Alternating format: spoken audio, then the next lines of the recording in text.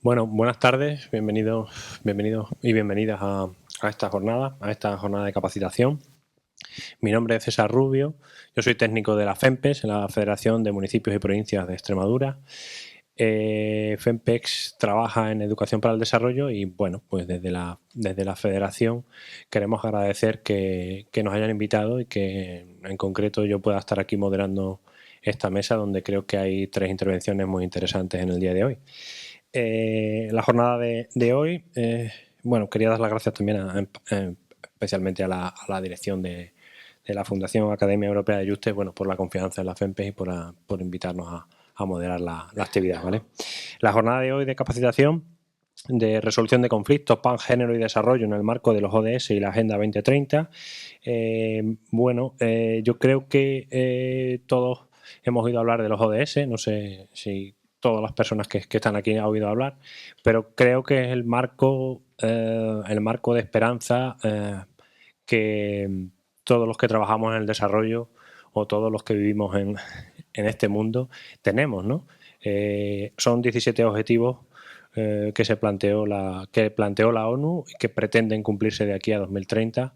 Sabemos que es muy difícil y que siempre hay un pequeño halo de optimismo, de casi de ingenuidad, si se quiere, en esto de los ODS. También lo hubo en los Objetivos de Desarrollo del Milenio anteriores. Pero bueno, con ese espíritu yo creo casi de ingenuidad y utópico, creo que quienes trabajamos en el desarrollo, pues intentamos cada día conseguir pequeñas cositas en nuestros pueblos, en nuestras ciudades y por supuesto en los pueblos y ciudades de los países en los que cooperamos, ¿no?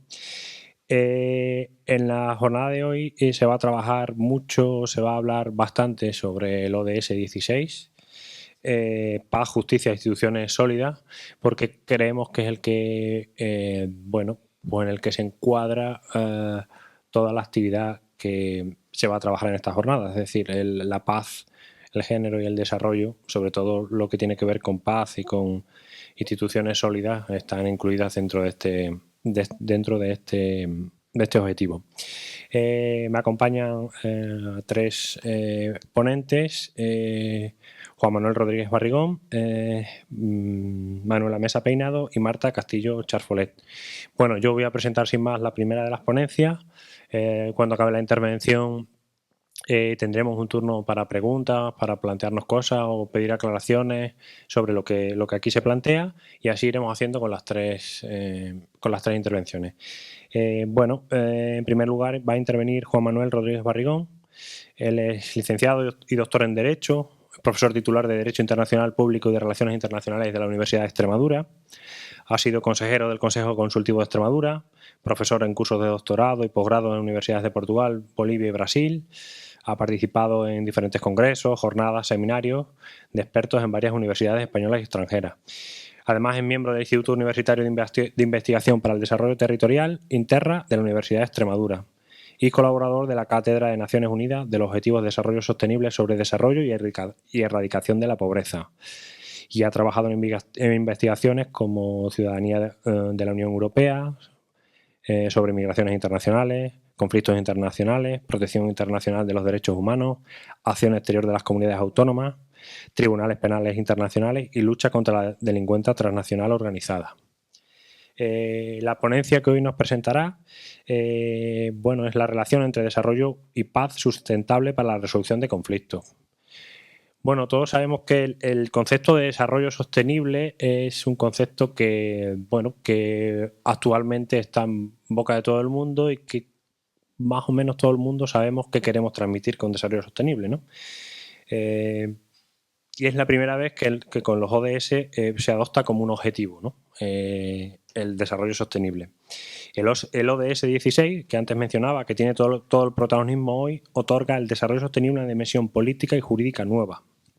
Así, la Agenda 2030 pone de manifiesto la importancia que se otorga a la erradicación de la violencia de las sociedades para alcanzar unos objetivos de desarrollo sostenible. La capacidad transformadora de este objetivo debe ser considerada como una condición para el éxito del resto de objetivos asociados al desarrollo. ¿Se escucha? Vale.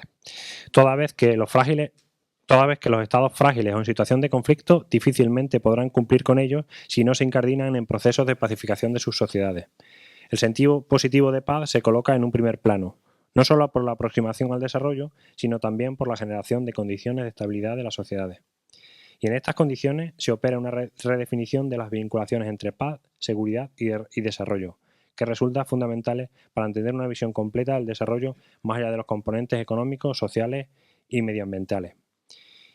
Y ello en sí porque la consecución de las condiciones de paz y seguridad requiere una intervención en el campo de los derechos humanos y las libertades democráticas. Al confluir estas en la remoción de los obstáculos presentes en las sociedades sometidas a conflictos, como se ha podido concluir de la experiencia de los procesos de construcción de paz que se han desarrollado en las últimas décadas. Se aprecia de este modo que la gobernanza interior de los Estados y también la cooperación internacional para el desarrollo cobran una gran importancia como respuesta necesaria a la voluntad de alcanzar estos objetivos. Bueno, pues sin más, les dejo con Juan Manuel Rodríguez Barrigón, que nos explicará en qué consiste esto del ODS 16. ¿Vale? Gracias. Muy bien. Creo que con esto es suficiente. Muy bien, muchas gracias, César. Consigo que se me oiga. Bien, ha hecho una aproximación a la realidad de los ODS bastante interesante el moderador, porque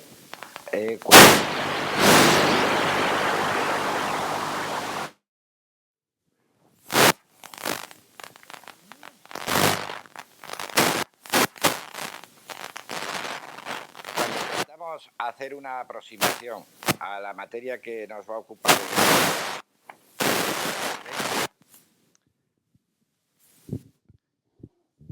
Pues probablemente tengamos que tomar ciertos puntos de partida, que es ese soporte fundamental de la Agenda 2030. Lo de 2030 es muy sonoro y muy cómodo para expresarlo, pero es el año 2030, que es el año en el que tenemos que haber satisfecho esos objetivos. Y uno de ellos, de especial importancia, es el objetivo número 16. Voy a empezar por el principio, no de la humanidad, ni siquiera del concepto de desarrollo sostenible, porque no es algo realmente nuevo, ni siquiera que surja espontáneamente en la sociedad internacional recientemente. Como saben ustedes, esto es un aporte fundamental del año 2015. Ya con anterioridad teníamos en nuestro discurso internacional el desarrollo sostenible como pues un planteamiento de objetivo general, incluso, ¿por qué no decirlo?, como una bandera para mantener el futuro, fundamentalmente porque este desarrollo sostenible ha sido concebido como el desarrollo que satisface las necesidades de la generación presente, pero sin comprometer la capacidad de las generaciones futuras para satisfacer sus propias necesidades. Esto es un concepto que viene acuñado desde el ámbito de Naciones Unidas, pero que, si se dan ustedes cuenta, pues es suficientemente amplio como para poder incardinar en su proyección precisamente hacia el futuro multitud de materias y sectores que comprometen duramente la acción de los Estados. Cuando digo de los Estados, me estoy refiriendo en una perspectiva tradicional de lo que es el desarrollo. Pues son los Estados los que tienen que cooperar sobre esta materia. ¿Dónde está la innovación? Pues la innovación que aportan los objetivos de desarrollo sostenible está en evitar lo que yo identificaría como la vacuidad del discurso. De tanto mencionar la palabra, podemos llegar a corromperla por vaciarla de contenido preciso, porque todo cabe dentro del desarrollo sostenible. Los conceptos que sean absolutamente omnicomprensivos tienden a la dispersión y probablemente a la esterilidad final. Pero no quiero que lo observen así. Hubo un empeño por parte del conjunto de la comunidad internacional por dotar a este desarrollo sostenible no solo de un contenido preciso o que progresivamente se vaya precisando, sino también se ha acudido a una técnica muy particular. Es muy particular, pues yo tengo la deformidad propia que tenemos los juristas. Para nosotros lo importante es la norma y aquello que conduce a la norma, o cómo se aplica la norma y se hace efectiva. Sin embargo, aquí tenemos que pensar, no, es que las normas quizás ya las tengamos o en buena medida ya las tenemos. Ahora lo que tenemos que conseguir es que todo ese aparataje institucional y normativo lo pongamos en funcionamiento para la consecución de resultados. Y estos resultados se identifican, en principio como un deseo, como los objetivos de desarrollo sostenible. Estoy siendo interesadamente sesgado en el planteamiento con vistas a ponerles de relieve que esto significa un cambio del planteamiento tradicional en relación con el desarrollo, porque ciertamente ya veníamos de los objetivos de desarrollo del milenio, donde se identificaban también con cierta precisión objetivos, pero con un rasgo incompleto, o al menos se juzgó que eran incompletos. Y eran incompletos porque, a la luz de los resultados a los que iban conduciendo, probablemente alcanzar ese concepto pleno de desarrollo sostenible requiriera otros elementos y, fundamentalmente, aspectos como la buena gobernanza y la seguridad personal. Y yo les diría incluso, y en buena medida también a partir de aquí, la seguridad en el seno de las sociedades. Claro, esto conlleva una transformación. Pero es una transformación que yo quiero ponerla en contacto con algo ampliado. Si nutrimos con unos objetivos de desarrollo sostenible este modelo, pues estaremos también facilitando un perfeccionamiento del propio concepto de desarrollo sostenible y, sobre todo, va a propulsar, y esa es la esperanza, la generación de nuevos componentes jurídicos y políticos sobre esta materia. Es evidente que el punto de partida es el objetivo 16. Me voy a permitir leérselo. Promover sociedades pacíficas e inclusivas para el desarrollo sostenible. Facilitar el acceso a la justicia para todos y construir a todos los niveles instituciones eficaces e inclusivas que rindan cuentas. Este objetivo es complejo. Es complejo porque aquí hay muchas cosas. Pero bueno, ocurre como con todos los demás objetivos. Incorporan en sí mismo una amplitud notoria que lo que nos obliga es a pensar no en términos aislados, sino en el conjunto de los mismos, porque son interactivos. La conexión entre seguridad y desarrollo pues es bastante clara. Y es bastante clara la conexión entre desarrollo y derechos humanos. Y como se nos ha apuntado hace un momento, y la conexión con libertades que nos hacen pensar en planteamientos democratizadores. Bien, sin embargo, estos objetivos 17, que luego se convierten a su vez en 169 metas, no son fáciles de sistematizar. No son fáciles de sistematizar porque es bastante complejo su entramado. ¿Y por qué lo han decidido así? Bueno, pues lo que podría parecer una técnica aparentemente garrafosa, que no lo es tanto, en realidad lo que viene a hacernos notar es que el tratamiento debe ser omnicomprensivo. No basta con medidas que de forma aislada persigan un impacto, sino que las mismas son conducentes a un resultado último, que es lo que identificamos como el desarrollo sostenible. Piensen, en cualquier caso, que estamos hablando de, ahora me pongo con los ojillos del año 2015, para que ustedes observen que se ha producido un cambio. El cambio incluso afecta a la propia concepción de la cooperación que nos debe conducir a estos resultados. Ya se empezó planteando bien. Esto no es solo una cosa de estados. Esto ni siquiera es una cosa de los estados donantes y los estados receptores de ayuda. Esto no es ni siquiera algo que afecte a los menos desarrollados. Esto es algo que afecta de una forma amplia a todo el conjunto de la sociedad internacional.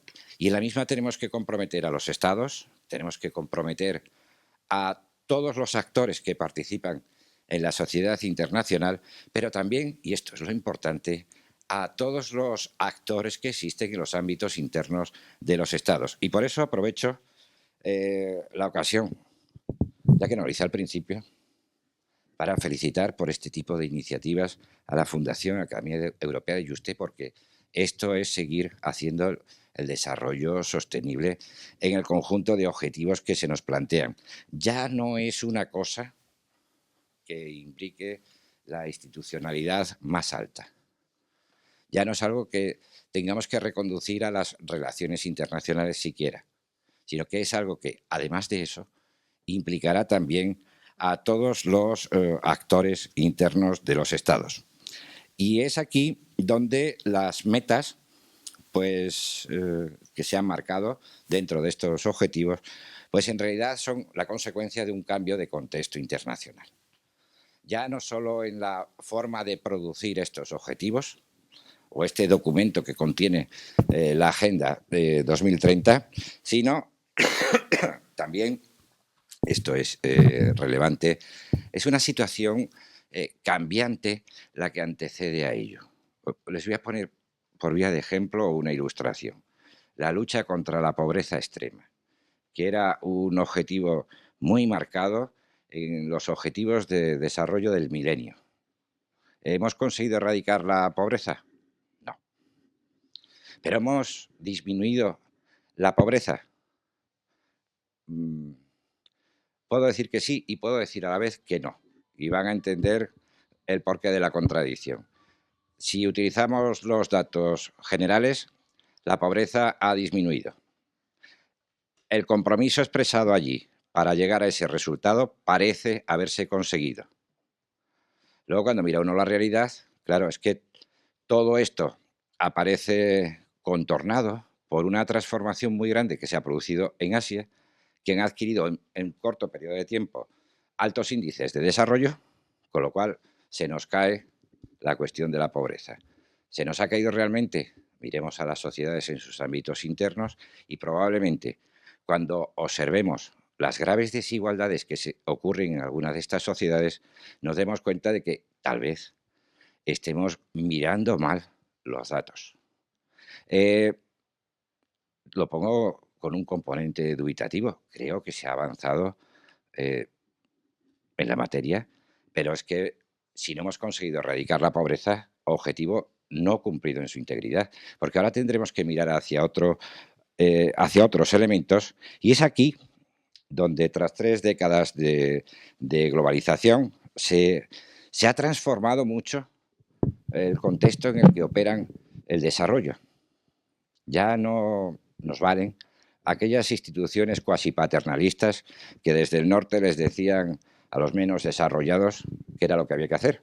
Hoy nos sirve que se coopere para incluso identificar el conjunto de necesidades, porque en estos objetivos se plasma un consenso. Esto es muy relevante. Si desde un punto de vista normativo podemos pensar, a ver, esto es una resolución de la Asamblea General de las Naciones Unidas, formalmente no contiene obligaciones para los sujetos destinatarios de esta resolución, consecuentemente, otro papel mojado para embellecer los despachos diplomáticos. No ese es el planteamiento que subyace a él. Se acordó sin necesidad de votación. Esto ya nos pone de relieve cuál es el grado de consenso que se alcanzó. Además, por otra parte, se vieron implicados los actores tradicionales de la cooperación al desarrollo, pero no solo en el nivel propio de las relaciones diplomáticas, sino incluso también al nivel de participación de sociedad civil, fundamentalmente a través de ONGs, pero también de empresas. Y ahora saco aquí a las empresas por primera vez. porque esto tiene un coste. Alcanzar estos objetivos es gravoso, muy gravoso. Los estados por sí mismos son capaces de aportar los medios financieros para su consecución. Por sí mismos, no. Y es aquí donde se ha apelado, y esta yo creo que es otra virtud añadida, no basta con la mera declaración de objetivos, la fijación de unas metas, sino además estudiar los medios financieros con los que podemos contar, con aportaciones no solo de elementos públicos, sino también de elementos privados. Hay una invocación directa a la empresa, a las empresas, para que contribuyan con su acción a obtener estos objetivos. Claro, las empresas se guían por unos criterios bastante diferentes, como podrán ustedes entender, de los que siguen los estados en sí mismos. El interés general que preside la acción o debe presidir la acción de los estados no está presente, evidentemente, en la actividad del sector empresarial, pero se toma a estos para contribuir. Incluso si lo desean ustedes, tenemos que marcarlo en un contexto de progresivo debilitamiento de los propios estados. Les voy a poner un ejemplo que afecta al ámbito medioambiental. Cuando el gobierno estadounidense decide que estas cosas de los convenios internacionales que tienen una fuerza coercitiva para obligarme a limitar los niveles de contaminación no están con nosotros, se le descompuso parcialmente una posición tan férrea. Algunas ciudades dijeron, pues nosotros vamos a intentar conseguir estos objetivos, al menos en el componente de protección medioambiental. Incluso algunas empresas dijeron, bueno, esa es la posición de un gobierno. Incluso puede ser la del gobierno donde tenemos nuestra sede principal, pero nosotros continuaremos contribuyendo a la consecución de estos objetivos.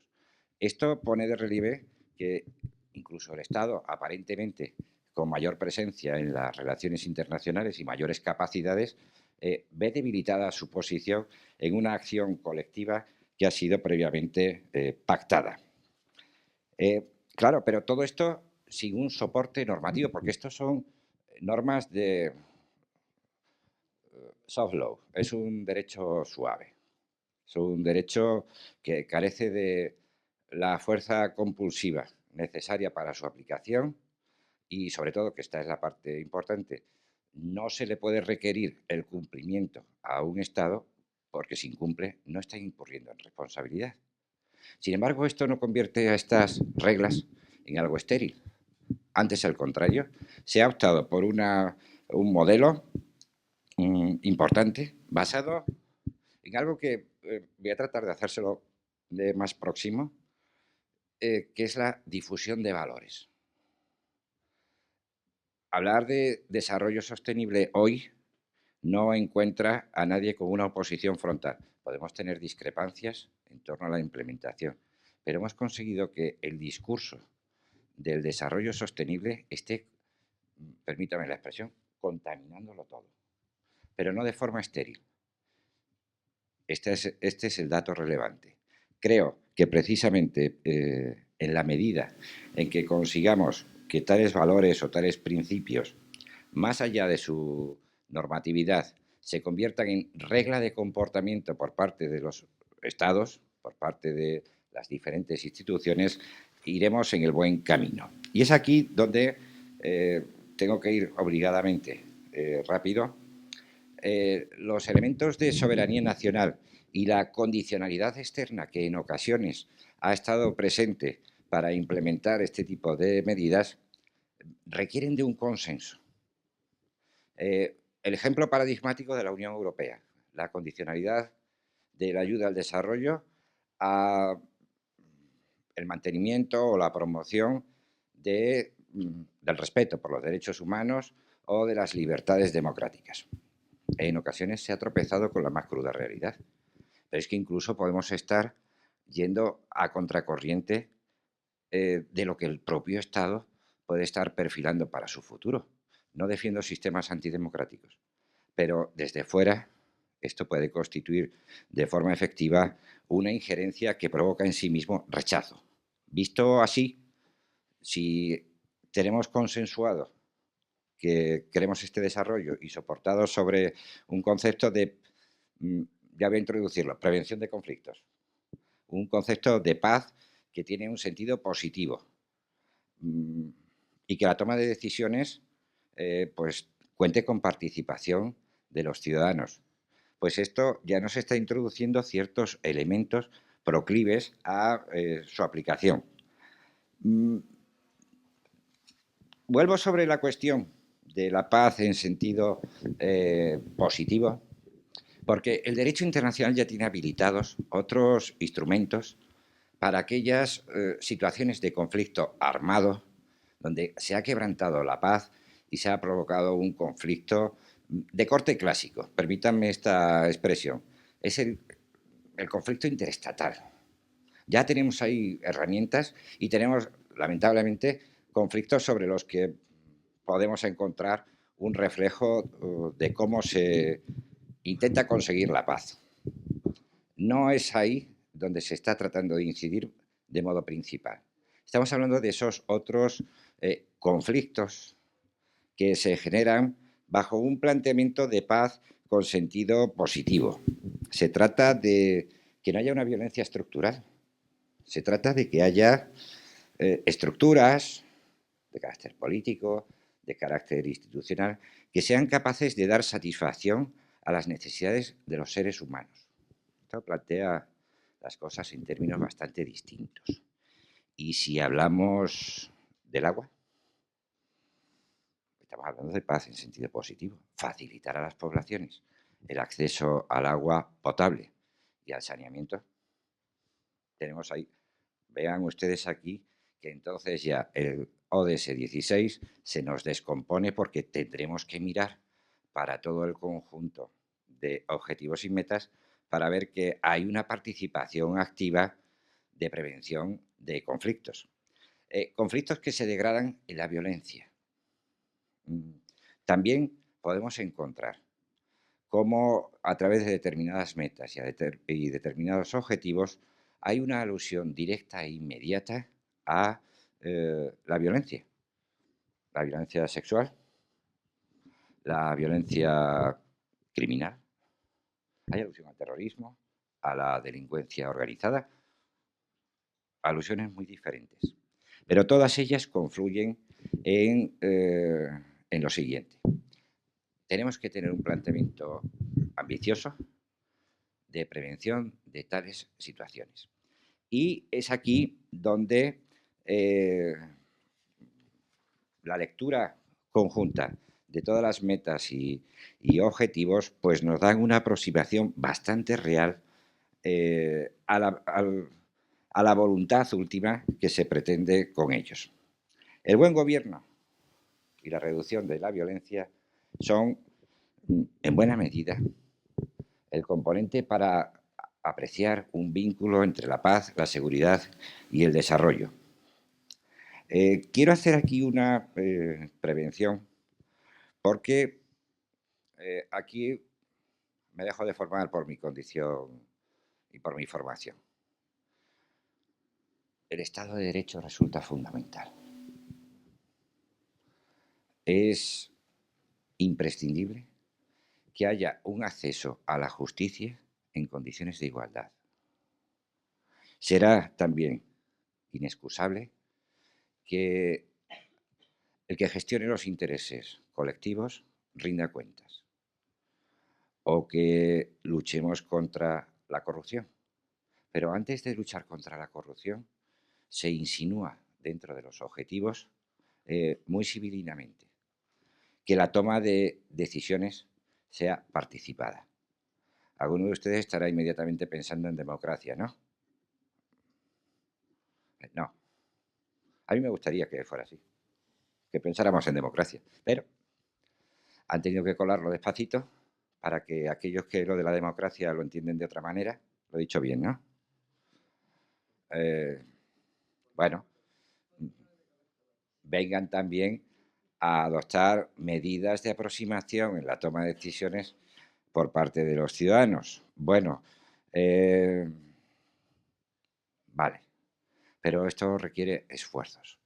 Esfuerzos y sobre todo, yo aquí lanzaría una prevención. Las palabras mágicas, cuando las lanzamos, les animo a que tengan un contraste sobre la realidad. Si yo digo aquí ahora, las democracias son la mejor receta contra la guerra, ¿no lo creeremos? Vista la actitud belicosa por parte de una de las mayores democracias del mundo, el desarrollo, altos índices de desarrollo, son el mejor germen para la democracia. A mirar uno a China y la cosa no sale del todo. Ni siquiera cabe pensar que esto es una cosa solo para los occidentales, porque si miramos a Japón, tienen una democracia admirable, con sus corruptos en prisión incluidos, porque esto es expresión de que, bueno, existe corrupción, pero el imperio del derecho se antepone. Paso de esta cuestión porque es anecdótica, pero quiero que observen, no generalicen determinadas virtudes sobre el desarrollo sostenible si no tienen un contraste con la realidad. Y es aquí donde, y esto tenemos que felicitarnos porque parece que se está demostrando empíricamente. En las últimas décadas hay una vinculación entre paz, seguridad y desarrollo. Y lo podemos acreditar con datos. El Banco Mundial, en el año 2011, emitió un informe de cómo los índices de violencia se disparan en situaciones de pobreza. Es un informe serio. O podemos observar, por ejemplo, que al atacar las causas profundas de los conflictos, conseguimos unos niveles de pacificación más eficaces, fundamentalmente a través de la construcción de la paz y la generación de las condiciones para que el conflicto no se repita. Aquí podemos introducir, por ejemplo, la pobreza. Un conflicto arreglado por los modelos tradicionales que ustedes pueden tener en la imaginación es un arreglo de paso, porque acabarán apareciendo de nuevo las causas que conducen a los conflictos. Son lo que se han denominado en la doctrina como las trampas cíclicas.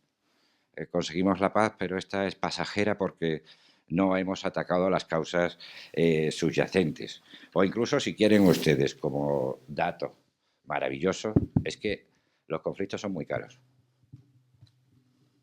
A veces pasamos por alto este detallín. Es que lo que gastamos financieramente en realizar la violencia lo podemos destinar a otras cosas. Es cierto que esto aisladamente no deja de ser una cosa fantasiosa, porque a veces las sociedades tienen que defenderse y es inexcusable realizar esfuerzos. Pero cuidado, pensemos también que la incidencia sobre el desarrollo es apreciable. O incluso, quiero en esto hacer una pausa. En lo que no podemos contrastar aún, tenemos que tomar cuidado. Piensen, por ejemplo, una de las situaciones que, en mi opinión, pues también está vinculado a esto, es la violencia sexual. Tenemos un objetivo y unas metas. La cuantificación de los actos asociados a la violencia sexual no son muy fiables. ¿Lo podemos vincular exactamente al desarrollo? Hay algunos estudios que apuntan a que sí, pero es este, por ejemplo, un terreno en el que hay que incidir, especialmente con vistas a depurar la metodología. Y alguno de ustedes estará pensando, bueno, vamos a ver, hasta aquí acreditamos empíricamente esta situación, pero ¿para qué? Bueno, pues para algo que es muy importante en relación con estas metas que se han marcado, y es la generación de unas condiciones para verificar el grado de cumplimiento de las mismas. Si estos objetivos se cumplen o no, será porque cumplimos un conjunto de indicadores. No es fácil generar estos indicadores, pero quiero llamar la atención sobre esto. Algún internacionalista español ha dicho, bueno, pues esto no deja de ser algo exótico en la práctica de los estados porque esto no es una empresa, esto parece que se nos está marcando al ritmo de una empresa, cuáles son los objetivos y realizaciones que necesitamos. Podría parecerlo. Sin embargo, es muy importante que para estimular el cumplimiento de estos objetivos, le vayamos marcando pautas a los estados y le vayamos señalando cuáles son las casillas que cumplen. Esto es coloquial, se basa en otros parámetros. Si vas cumpliendo satisfactoriamente o no con tales objetivos y tales metas. Visto así en este planteamiento, ustedes dirán, bueno, ¿y si no cumples qué? Jurídicamente no pasa nada. Esto no es obligatorio. Ahora paséate por la sociedad internacional con la cara alta si te atreves. Bueno, esto es una técnica propia del control en el ámbito diplomático que a nadie le gusta salir feo en las fotos. Si en los informes se te pone de relieve que has descuidado la atención prestada a algunas metas o a algunos objetivos, pues ya no solo es que tenga que dar explicaciones en tu sociedad eventualmente, sino también al resto de estados. Y por eso esta suerte de control muy difuso que se establece sobre esta materia es también un estímulo al cumplimiento.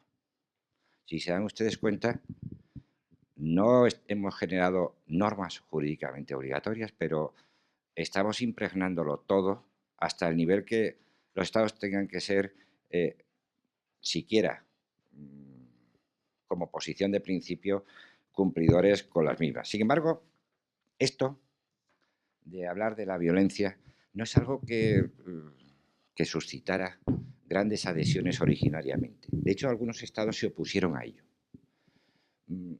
¿Cuáles son los pilares tradicionales sobre los que se sustenta el desarrollo sostenible? Lo económico, lo social y lo medioambiental. Y sujétense ahí. Ese fue el planteamiento original. Cuando empezaron a introducir el componente paz y el componente seguridad, algunos se mostraron muy reticentes. ¿Por qué? Porque estamos introduciendo una dimensión política ampliada sobre esta materia. Esto es lo auténticamente transformador. Yo echaría en falta incluso otro planteamiento añadido. Yo metería también en el desarrollo sostenible la cultura. Se les ha escapado. Bueno, no se les ha escapado, es que no quisieron. Entendieron que ya estaba por ahí, no lo compliquemos mucho más. Es cierto que la cultura requiere esfuerzos añadidos desde el planteamiento financiero y no quisieron, esto ya se encargan los estados por sí mismos. Sin embargo, la construcción de estos resultados no es una crítica a los ODS, es simplemente constatar que todo no se ha colado todavía. Habrá que esperar a la próxima. Cuando hablamos de atacar las causas de la violencia, estamos hablando de atacar causas profundas, estamos hablando de derechos humanos, estamos hablando de construcción de la institucionalidad, porque en buena medida cuando uno observa el paisaje internacional se da cuenta de que es precisamente la debilidad de los estados lo que está en el origen de esa violencia. Claro, algunos de ustedes tendrán planteamientos probablemente antiestatistas. No queremos estados. Me parece respetable cada uno que tenga sus ideas. Pero tendremos que tener organizada una institucionalidad que dé efectividad a las normas, que imparta justicia y sobre todo que garantice el bienestar de las poblaciones. Es que si no se produce esto, no estamos generando las condiciones para la paz. Y es aquí, precisamente, ¿cómo voy de tiempo? Vale, todavía me quedan 10 minutos. No es necesario apurar todo el tiempo, sino... Vale, no, que yo sigo. Precisamente aquí es donde quiero hacerles una llamada de atención. Porque no es esto algo que afecte a, permítanme la expresión que no trata de denostarles, a los pobres, a los estados más míseros del planeta. No, esto nos afecta a todos.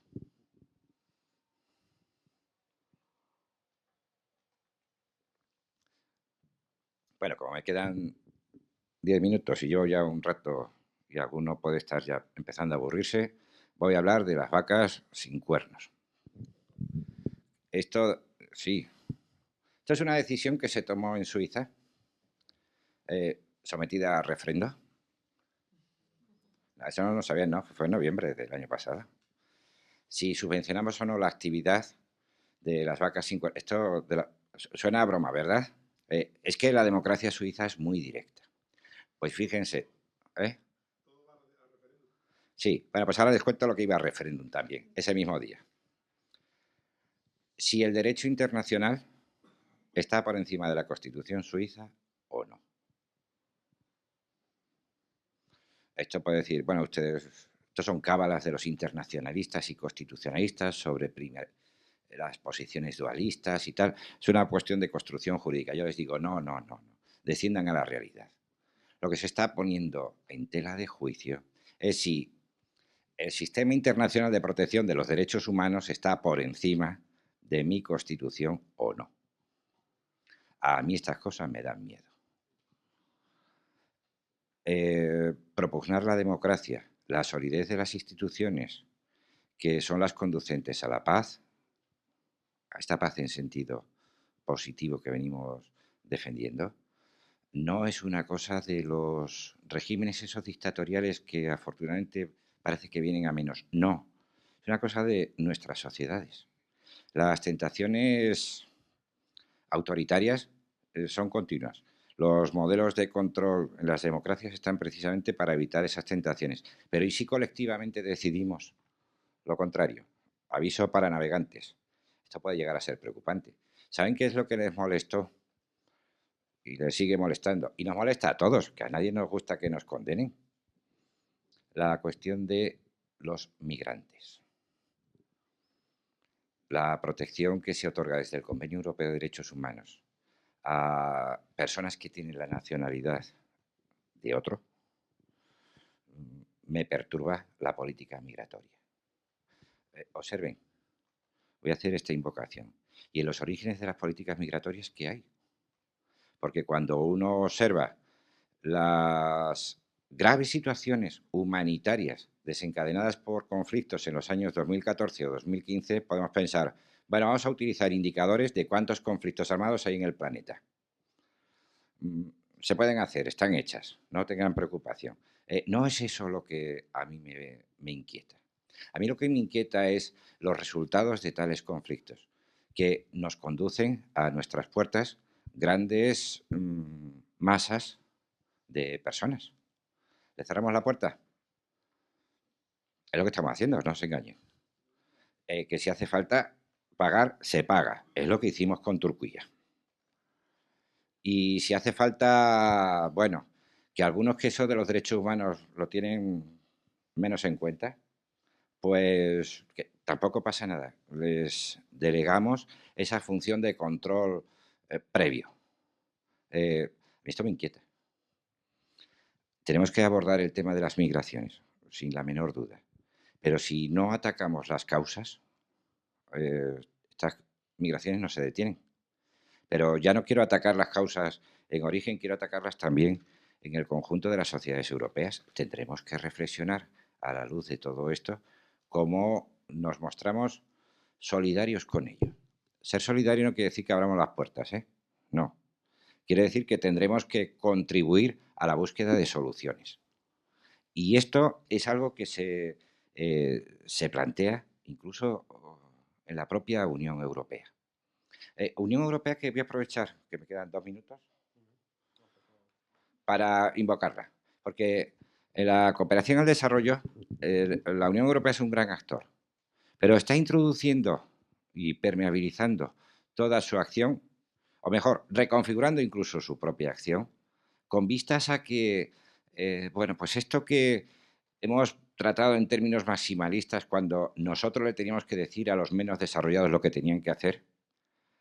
No, ahora tenemos un planteamiento común, el desarrollo sostenible.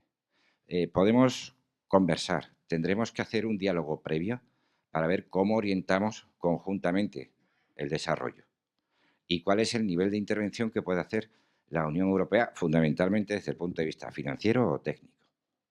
Pero criterios rígidos como los que se establecieron en, en relación con estados asociados a la Unión Europea por la condicionalidad democrática, la de los derechos humanos, no está garantizado que sea un camino eficiente para mejorar la institucionalidad en estos estados.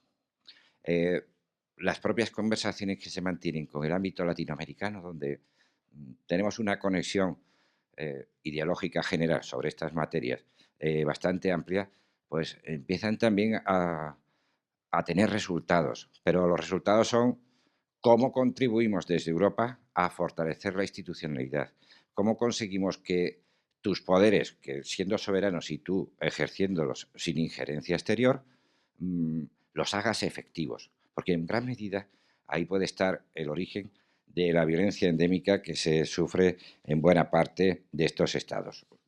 El último minuto. Este me lo he tomado yo. No quiero abundar en la materia, salvo en un detalle. Hay un componente ideal profundo en los objetivos de desarrollo sostenible.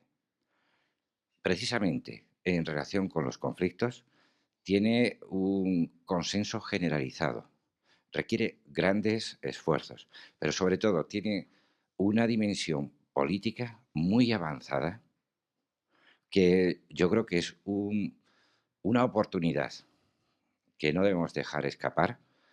No miren hacia otros, miremos a nosotros mismos para consolidar sociedades pacíficas y huidizas de la violencia. Muchas gracias por su paciencia.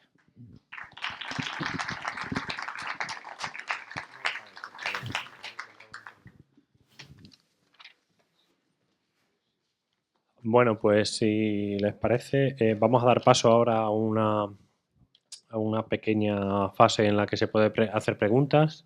Si me permiten, voy a controlar los tiempos. Vamos a ver.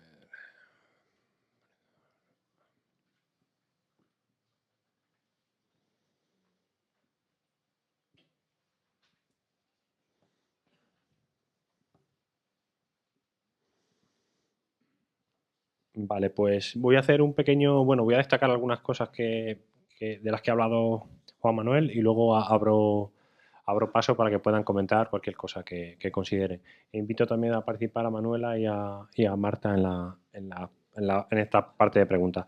Bueno, pues Juan Manuel ha hablado de que, bueno, de que los ODS nacen de los ODM, de los Objetivos de Desarrollo, pero es verdad que incorporan muchas cosas y entre otras cosas este ODS 16 y el hecho de que la buena gobernanza y la seguridad personal o la seguridad en los estados pues tiene que ser parte del desarrollo. Es difícil que consigamos sociedades desarrolladas donde no hay seguridad, donde las personas tienen que preocuparse de su seguridad personal como para pensar en derechos humanos o en otras cuestiones. Bueno, el hecho mismo de que la seguridad no esté garantizada hace que los derechos humanos de esas personas no estén garantizados. Entonces, así contraponía José Manuel seguridad y desarrollo y derechos humanos, ¿no? Hablaba también de la importancia de que no solo los estados, en una sociedad cada vez más compleja, donde las ciudades y las empresas, sobre todo transnacionales, tienen una capacidad y una fuerza que no habían tenido en otras ocasiones, y junto a eso hablaba de un debilitamiento de los estados. Entonces hablaba de que no solo los estados son actores en este desarrollo. De hecho, una de las cuestiones que trabajan los ODS es la territorialización de los objetivos. Es decir, cómo, por ejemplo, las ciudades o los municipios, yo vengo de la Federación de Municipios y Provincias, y existe toda una política de que las ciudades tienen que asumir competencias, tienen que asumir responsabilidades a la hora de llevar a la ciudadanía, de explicar estos objetivos de desarrollo sostenible y a la hora de pedir a la ciudadanía que ayude o de alguna manera o se implique en el desarrollo de otros países, ¿no? También otra de las cosas importantes que yo creo que ha señalado, ¿qué coste tiene alcanzar estos ODS? ¿Dónde están los medios financieros? ¿Cuáles son? ¿Quién los asume? ¿Deben ser los estados? ¿O qué papel tienen otros actores en esto? Y en el marco de este debilitamiento de los estados, hablaba de una cuestión muy importante que es qué sucede cuando otros actores se rebelan, ¿no? Como las ciudades o empresas, ¿no? Que hablábamos antes. Aquí entiendo que se refería Juan Manuel a las ciudades santuarios, de las que se hablaba en Estados Unidos, cuando la administración Trump decidió que no más migrantes e incluso echar a los que ya estaban, que no cumplían una serie de condiciones, y algunas ciudades, si no me equivoco, bueno, del estado de California se rebelaron contra esto y dijeron que ellos sí que serían ciudades santuarios que acogerían a estos migrantes, ¿no?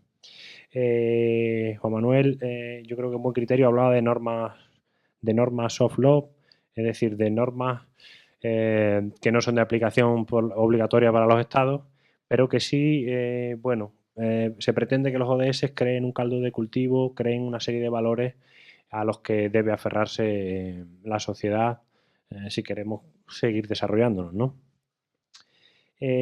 También ha hablado del Estado de Derecho, del acceso a la justicia en condiciones de igualdad, de la rendición de cuentas y de la lucha contra la corrupción como los elementos clave de este ODS, ¿no? De este ODS 16 y como unas situaciones claves para el desarrollo, ¿no?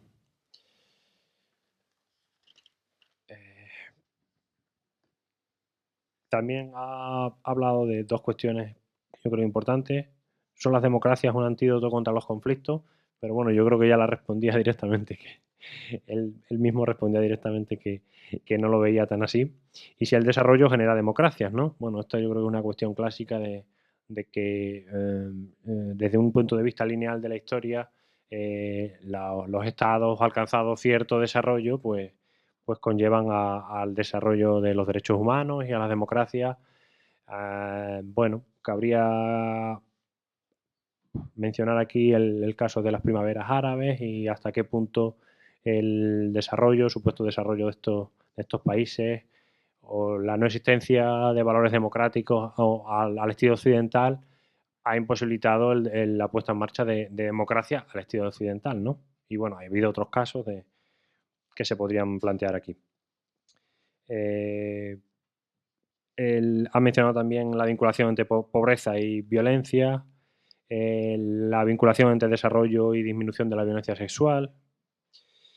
Y otra de las cuestiones, ya para ir acabando, que ha planteado es cómo medimos el cumplimiento de estas metas, cómo medimos los indicadores y cómo nos planteamos trabajar esto y hasta qué punto conseguimos para el 2030 el cumplimiento de estos ODS.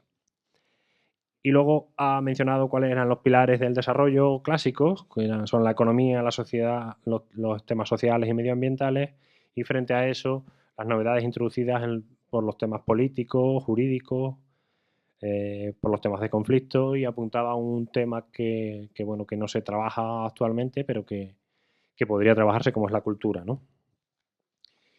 Y también ha mencionado este modelo paternalista de desarrollo frente a un modelo que yo creo que es el que proponen los ODS, en el que implica a todos los estados, en el cual todos los estados cooperan para promover el desarrollo. Bueno, Juan Manuel ha dicho muchas cosas, yo he apuntado estas cuestiones. No sé si alguna persona tiene alguna pregunta o quiere participar.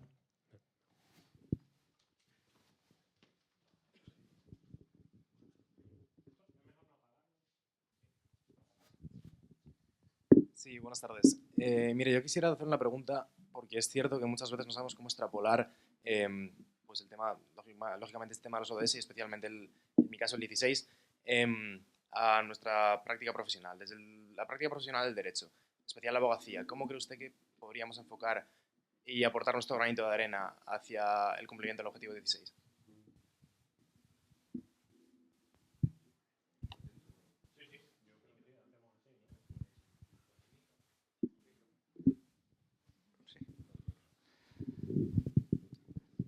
Vamos a ver, ya que he hablado de un ámbito de aplicación del derecho. Manifiesto mi gusto por la pregunta. Lo siento. Tiene uno que barre para su casa.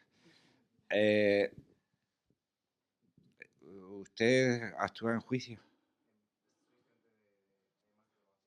Bueno, pues cuando a usted le tenga que pasar por eso, defienda la igualdad de herramientas de defensa.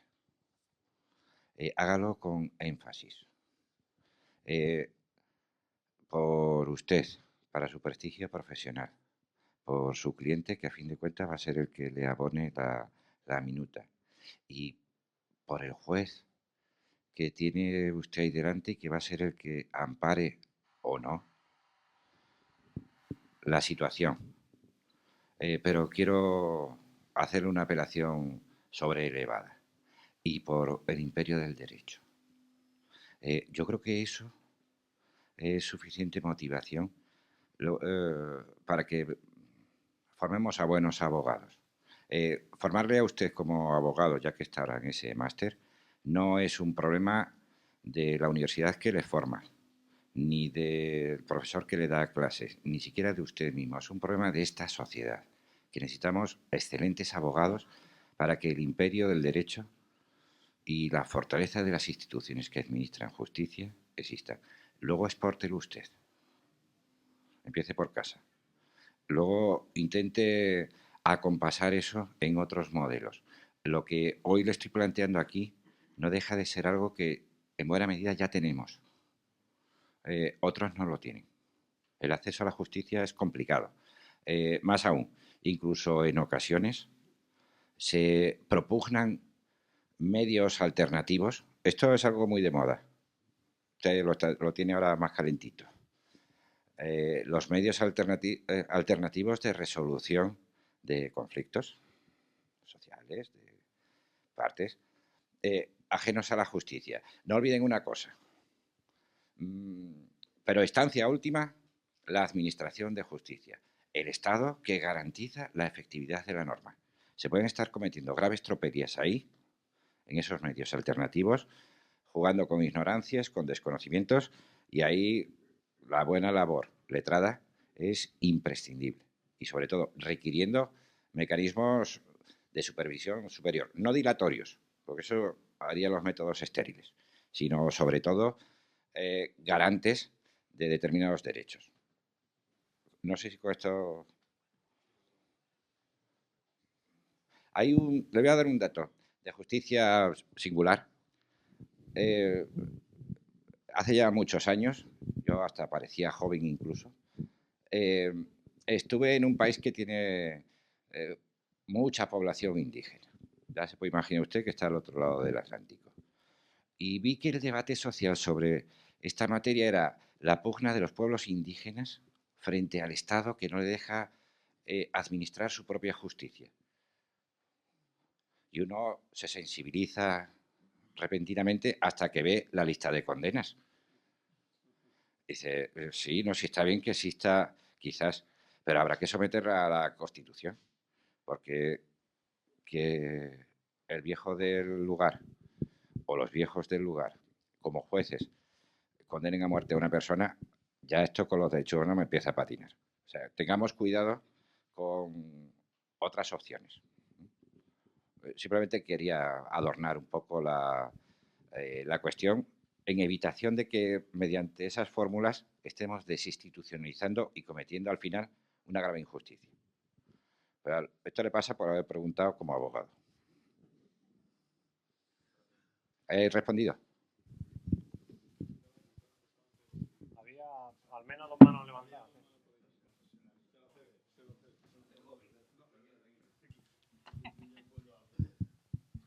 Sí, buenas tardes. Agradecerle su ponencia, que además en un horario tan crítico, con estos primeros calores primaverales, era difícil de mantener. A mí me gustaría saber, desde mi perspectiva de edad, no es la pregunta de aquel joven, ¿qué grado de qué grado de cumplimiento partimos de los ODS del 2015 con relación a lo que fueron los ODM.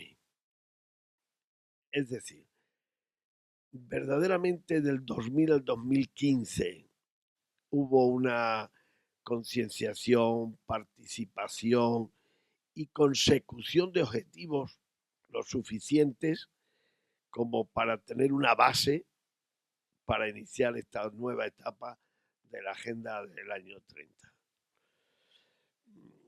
Es que, y con esto termino, me va a permitir una frase muy cotidiana en mí, después de vivir ya bastantes años observando cosas, que cuando por fin va el agua de lluvia a mojar el patio. Es decir, que cuando ya ese agua no va a pasar del canalón al sumidero y no va a mojar el patio. Yo creo que esa concienciación de ser más pragmáticos en la consecución de objetivos es donde está el quid del problema. Pero me gustaría en qué base partimos en el 2015. Gracias. Bueno, gracias a usted. Voy a darle esquinazo. Ya se lo anticipo. No le voy a dar los datos. Otras cosas porque los tengo en el ordenador y hasta que arranque me va a costar. Pero no le van a ser útiles. Si quiere usted, luego se los envío por correo. Quiero que observe otra cosa. He puesto el ejemplo de la pobreza antes. ¿Le parece? Vale, pues voy a abundar sobre él. Resulta que cuando analizamos los índices de pobreza, nos damos cuenta de que hemos equivocado la forma de calcularlo. Hay que empezar. ¿Hemos conseguido que haya menos estados pobres en el planeta? Sí. ¿Hemos conseguido que haya menos pobres en el planeta? No lo sé. Usted a lo mejor se aventura, pero a lo mejor no somos capaces de leer con fidelidad los datos. Porque estamos hablando de distribución de rentas per cápita. La renta per cápita, usted y yo sabemos que es un burdo engaño sobre la realidad, porque es una operación aritmética.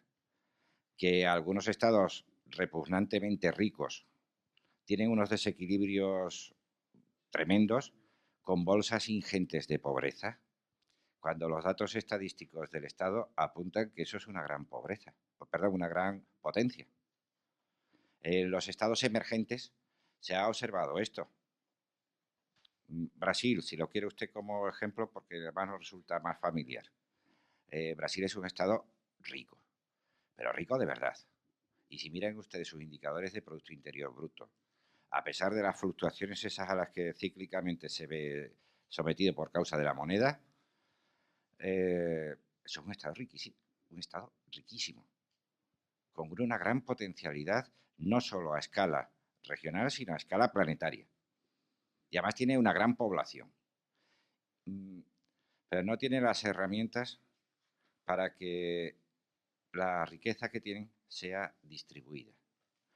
Parecen haberse conformado con tener una bolsita pequeña de muy ricos y una bolsa importante de clases medias, y con esto entendemos que ya funcionamos en nuestra sociedad. ¿Y los pobres qué? Yo acudo a la experiencia personal. Cuando en pleno proceso electoral en el que resultó elegido el señor Lula da Silva, yo veía en Brasil una gran inquietud en el debate social. Y entonces, leyendo el periódico un día, me dicen, es que Lula ha prometido hoy que todos los niños tengan 3 comidas diarias. Entonces se me cayó la realidad. Yo eso no lo había visto. Eso es pobreza de verdad. Esa pobreza es una injusticia social que conduce inevitablemente al conflicto. No en Brasil, no se lo deseo, pero en cualquier sociedad esos desequilibrios no conducen a nada bueno. Y si no observe usted el índice de criminalidad que tiene Brasil. ¿Le he respondido con esto? Es decir, vamos a partir de otra hipótesis diferente. No vamos a los datos macroeconómicos del desarrollo, vamos a la realidad del desarrollo y su eficacia en la implementación. Porque comer 3 veces al día es suficiente. Cuando uno aspira a eso, ¿ya ha salido de la pobreza porque coma 3 veces? Es decir, tenemos que procurar niveles de bienestar, no solo en materia de pobreza, en otros sectores también, en los que podamos conciliar las relaciones sociales y se conduzcan en todo caso de modo que evite la violencia. No sé si le he respondido o, como le dije al principio, me he escapado del tema.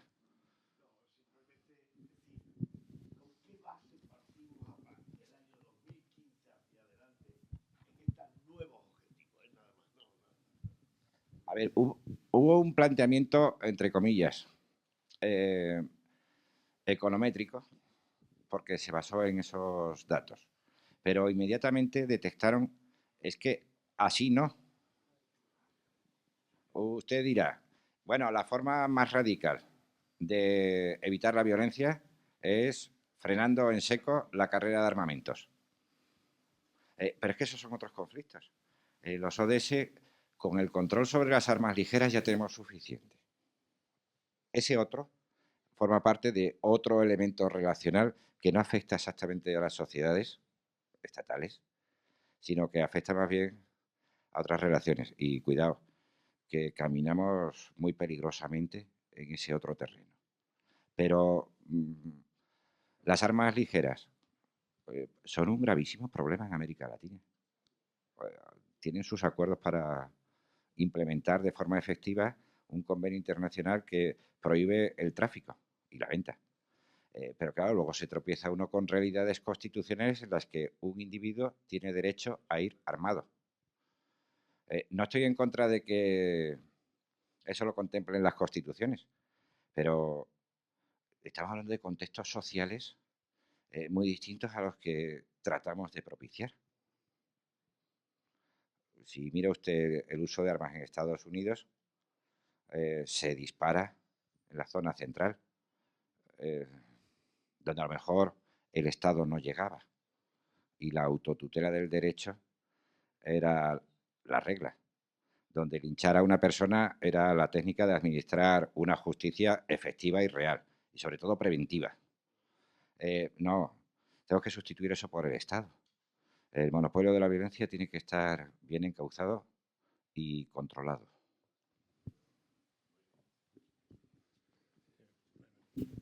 Si les parece, una pregunta más y pasamos al siguiente ponente. Las preguntas, quien tenga se las guarda y podemos luego hacer las preguntas, pero prefiero que avancemos para no... ¿Vale? Va a haber, después de cada ponente va a haber un espacio de participación, ¿vale?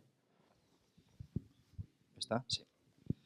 Bueno, muchas gracias, profesor Manuel Rodríguez Arrigón. En primer lugar, quería preguntarle, usted ha hablado de, sobre todo, de que teníamos que tener, entre políticos y ciudadanía, tenía que haber un consenso a la hora de aplicar, o eso he querido entender, a la hora de aplicar estos objetivos. La duda que se me suscita es que nosotros a la hora de plantear esta agenda, se realiza un plan director, como bien sabemos, donde aparecen de estos 19 puntos de los objetivos, incorporamos 29 metas, de las cuales 3 estamos tratando aquí hoy en día, ¿vale? Aproximadamente, desde el punto 16. Mi pregunta es si hablamos de consenso entre políticos, hablamos de consenso entre la ciudadanía, ¿por qué se eligen estas 29 metas en específico? ¿Por qué no utilizamos de las 140 que había? ¿Por qué son las 29 que se utilizan? Es una pregunta que me viene a la cabeza. Y en segundo lugar, como ustedes saben, para poder llevar a cabo estos objetivos en países subdesarrollados o en países en vía de desarrollo, es necesario realizar una aportación a la cooperación internacional. En nuestro caso, en España, la aportación a la cual supuestamente nos habíamos comprometido en su momento, creo que era el 0,7% del PIB. No solamente España, sí, quiero recordar que era lo que deberían aplicar en Europa. Estoy hablando esto ya un poco con desconocimiento, pero la cifra sí que la sabía, era 0,7. España en 2017, creo que solamente aportábamos a esta cifra un 0,19%. Menos todavía, mejor me lo pone. Gracias. Creo que, bueno, es una cifra insignificante a la hora de poder realizar o ayudar a estos países que realmente son los que necesitan, aparte de nosotros, que nosotros también se nos es necesario aplicar estos objetivos. Como bien sabemos, nos presentamos a un examen voluntario en Naciones Unidas. ¿Cómo podemos ayudar a que se cumplan si no hay un compromiso firme por parte de los estados y más, sobre todo de los miembros de la Unión Europea, como bien ha hecho alusión, si desde las instituciones no se mecaniza una fórmula para que se llegue a este objetivo, que es el 0,7? Muchas gracias.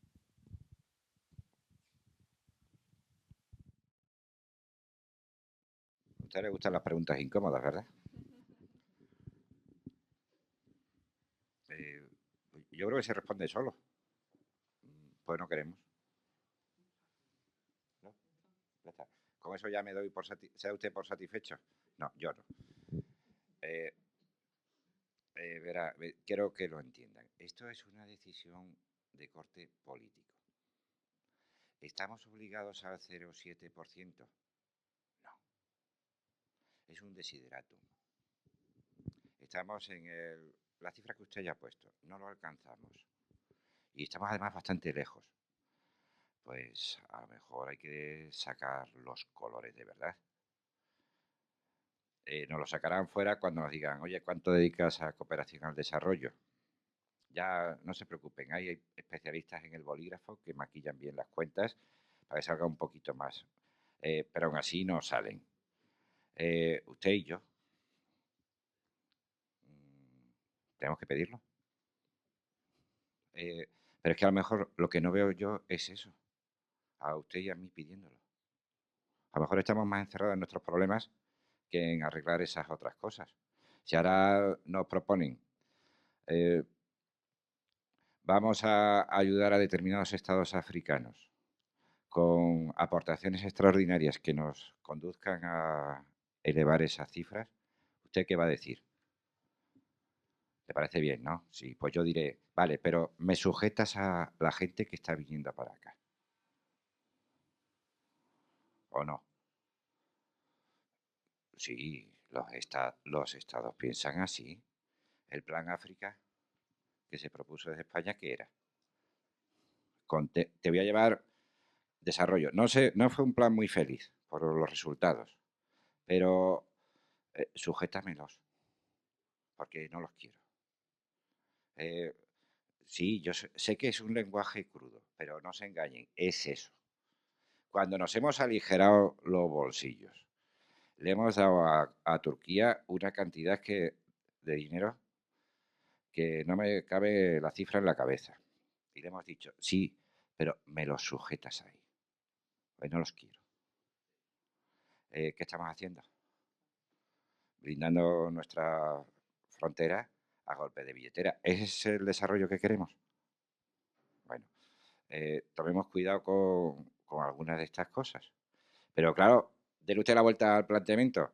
Es que quizás si queremos un mundo más justo, pero no como esos ideales, sino que incluso nuestros propios intereses no se vean comprometidos, tenemos que hacer el esfuerzo. Yo es que en los idealismos, ¿será que me estoy haciendo mayor? Eh, bueno, está bien que los tengamos y usted es joven, usted sea idealista, pero sólidamente idealista, no con un buenismo nebulizante, sino buscando la efectividad de la acción. Ahí es donde quizás es que esto se está poniendo de manifiesto en algunas acciones de cooperación Y se está observando incluso en la participación de otros actores, ya con esto comienzo, en relación con la cooperación al desarrollo. Y si en lugar de llevarles esfuerzos financieros, les llevamos conocimiento. ¿Cómo se cuantifica eso? ¿Por el esfuerzo que a mí me cuesta llevárselo o por el beneficio que reciben? Ve usted cómo los indicadores hay que afinarlos mucho con el bolígrafo. No estoy pensando en que ONGs o asociaciones privadas, no, estoy pensando en empresas. ¿A las empresas les interesa que un Estado se desarrolle? Algunas sí, pero para seguir vendiendo y vender más. Bueno, vamos a encauzar eso. Con lo cual, al final, quiero llevarles a esto. No depositemos todo sobre los estados, ni sobre las monedas que livianamente nos salgan de nuestras aportaciones. No, pensemos a lo grande, en que esto es una cosa de todos y de un montón de actores. Se han realizado una conferencia internacional después de adoptar esta resolución solo para pensar en la financiación y se llamó a las empresas y las empresas están participando. Buscan sus propios intereses, no se les hablan del corazón. La empresa tiene un interés legítimo en el enriquecimiento. No le podemos pedir otra cosa, pero podemos contar con esa herramienta. La primera pregunta estaba versada sobre... que por qué... Sí. Porque esto, sí, tiene su sentido. No quiero reducir, no quiero conducir al caso concreto, pero es que esto no vale para todos.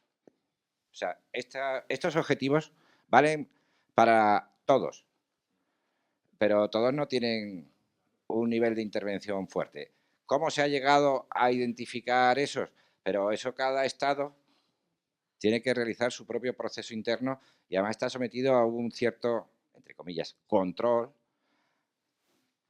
porque tiene que someterlo luego a verificación en cumplimiento.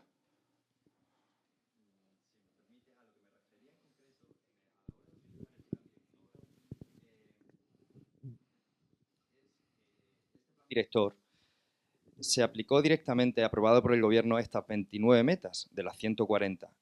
A la hora de aprobar este plan director, no se dijo, no hubo explicaciones por parte del Gobierno de por qué no hay un documento que explique, por lo menos yo no tengo conciencia. Exacto. O sea, ¿por qué exactamente hemos cogido estas 29 y por qué no hemos cogido, pues, yo qué sé, de esas 140 a lo mejor habría algunas que no nos favorecerían a nuestro Estado o ¿por qué esas 29? Opción. Tampoco olviden una cosa. Esto no se hace de espaldas a la realidad social de cada Estado. Y cada Estado, ya han visto, se me ha abundado en el soft law. Hay reglas, hay objetivos genéricos, no hay obligaciones jurídicas. Vale.